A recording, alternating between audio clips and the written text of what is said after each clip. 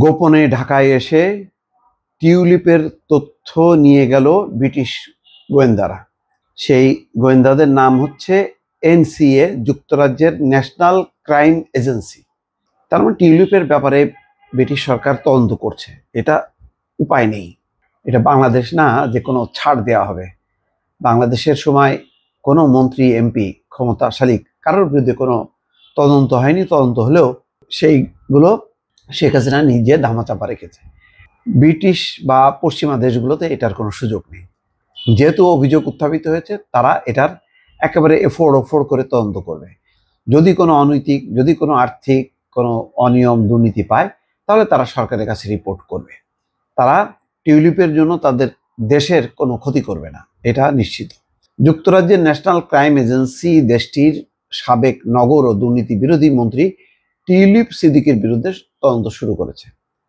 তদন্তের অংশ হিসেবে এনসিএর অর্থাৎ ন্যাশনাল ক্রাইম এজেন্সির তদন্তের অংশ হিসাবে এনসিএর গোয়েন্দারা বাংলাদেশি দুর্নীতি দমন কমিশন দুদকের সঙ্গে গোপনে বৈঠকের জন্য সম্প্রতি ঢাকা সফর করেছিলেন।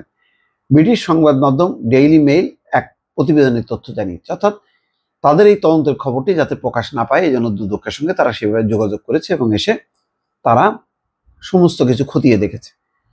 সাবেক ট্রেজারি মন্ত্রী টিউলিপ সিদ্দিক এবং তার মা শেখ রেহেনা ও খালা শেখ হাসিনা সহ তার পরিবারের যেই 4 সদস্যের বিরুদ্ধে রূপপুর পারমাণবিক বিদ্যুৎ কেন্দ্র প্রকল্প থেকে 3.9 বিলিয়ন পাউন্ড অর্থাৎ 5 বিলিয়ন পাউন্ড আত্মসাৎ করার অভিযোগ উঠেছে।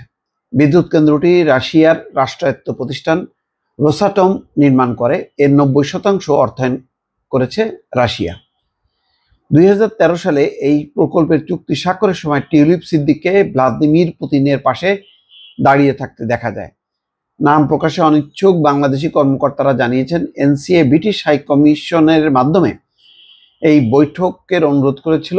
বাংলাদেশে গত আগস্টে ছাত্র জনতার আন্দোলনের মুখে শেখ হাসিনার সরকারের পতনের পর 2 বার এনসিএর কর্মকর্তারা ঢাকা সফর করেছেন। তার মানে ইতিমধ্যে 2 দফা তারা সফর করেছেন এবং তথ্য নিয়ে গেছেন। যদি কোনো ব্রিটিশ সরকার বিদেশে ঘুষ হিসাবে অর্থ গ্রহণ করে, তবে ব্রিটেনের 2010 সালের ব্রাইবেরি আইনের আওতায় যুক্তরাজ্যে তাদের বিচার হতে পারে এবং সর্বোচ্চ 10 বছর কারাদণ্ড হতে পারে। অভিযোগ ওঠার পর টিউলিপ সিদ্দিক গত মাসে লেবার পার্টি ওই মন্ত্রীর পদ থেকে পদত্যাগ করেন। তবে তিনি এসব অভিযোগ অস্বীকার করেছেন। তিনি দাবি করেন তার বিরুদ্ধে কোনো প্রমাণ নেই। লেবার পার্টি বলছে টিউলিপ সিদ্দিকের বিরুদ্ধে কোনো প্রমাণ স্থাপন করা হয়নি, তবে এই বিষয়ে এনসিএ ও ব্রিটিশ স্বরাষ্ট্র মন্ত্রণালয় মন্তব্য করতে রাজি হয়নি। মোট কথা তারা আভ্যন্তরীণভাবে তদন্ত করে যেটা হবে সেটাই ব্রিটিশ সরকার সিদ্ধান্ত নেবে। সুতরাং আপাতত মনে হচ্ছে খবর আছে এই পরিবারের। দর্শক ভালো থাকবেন, আল্লাহ হাফেজ।